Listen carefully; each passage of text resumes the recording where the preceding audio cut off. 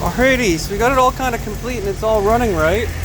Now it's just a matter of sticking with the tune. It's idling nicely. But check out this new sound.